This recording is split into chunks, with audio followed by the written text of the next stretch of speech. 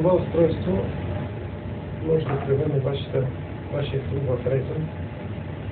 Имате възможност за пробиване, както и за фрезоване. Тук се закача към двигателя.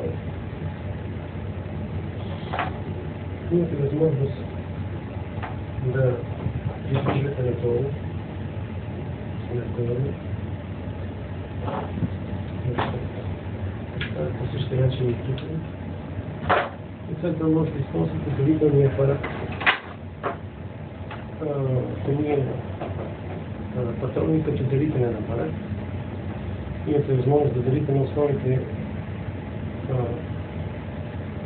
степени 1, степени 2, 3, 6, 12. Ето достатъчно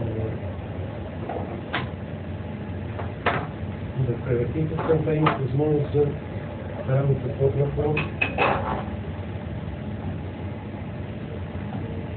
По същия начин. И имате възможност да използвате стъпково подаване, с което да направите много фини